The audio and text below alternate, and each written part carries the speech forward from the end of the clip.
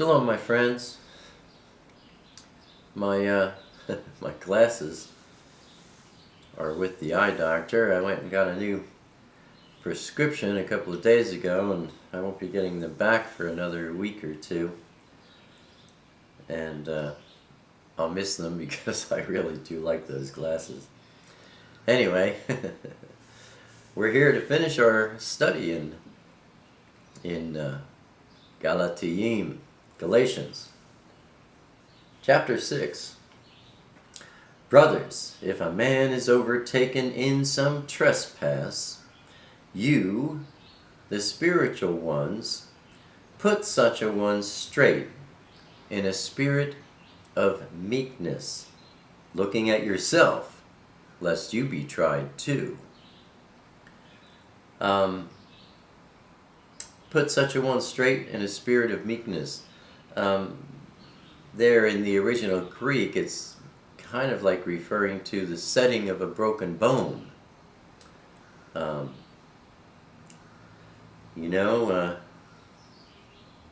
Humble. Do what has to be done firmly but gently.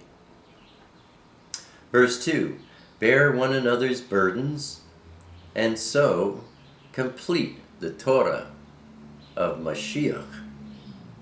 For if anyone thinks himself to be somebody when he is not, he deceives himself. But let each one examine his own work, and then he shall have boasting in himself alone and not in another.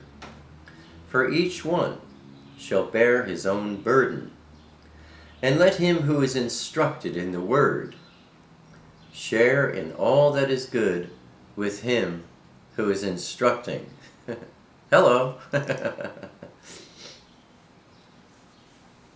Let me repeat that one. Verse 6, let him who is instructed in the word share in all that is good with him who is instructing. It's an opportunity for me to say thank you once again for your prayers, for your financial support of this ministry. It's greatly appreciated, my friends, and needed. At the end of each video I usually quote from Corinthians. I'll have to add this one to that little slide. Galatians 6:6. Verse 7, do not be led astray. Elohim is not mocked. For whatever a man sows, that he shall also reap.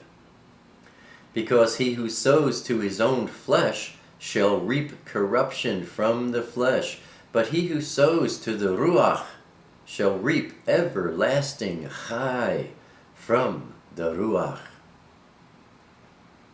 I think I recently did a video about the difference between life and chai. If you haven't checked that one out, I urge you to do so. Verse 9, and let us not lose heart in doing good, for in due season we shall reap if we do not grow weary.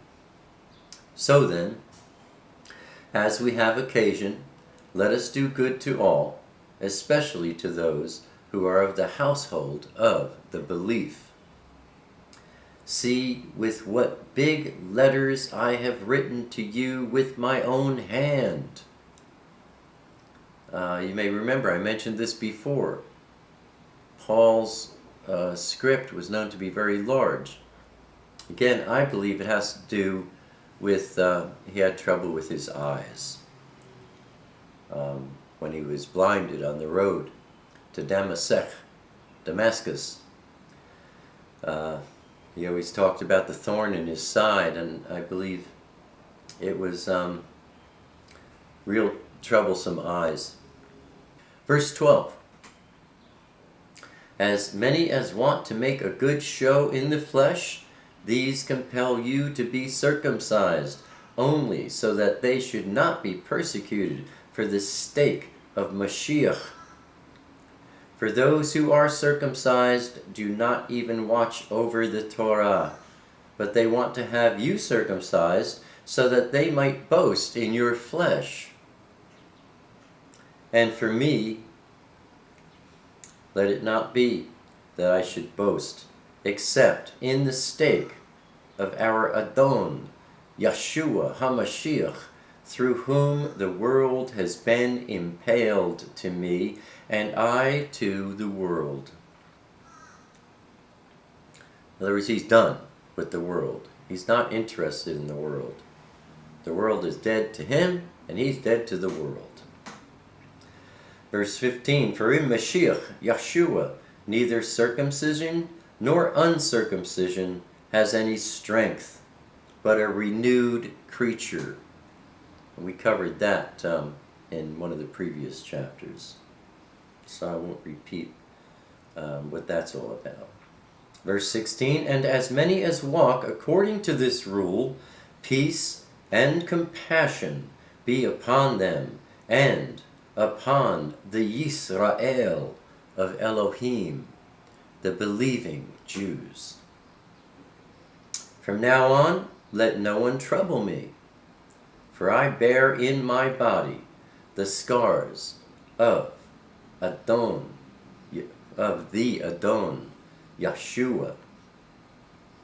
He's not talking about Yeshua's scars, he's talking about his own scars. The favor of our Adon, Yeshua HaMashiach, be with your spirit, brothers. Amen. And that completes our study in Galatiyim, the book of Galatians. I trust it's been a beracha to you. I know it was to me. Shalom. Until next time, my friends.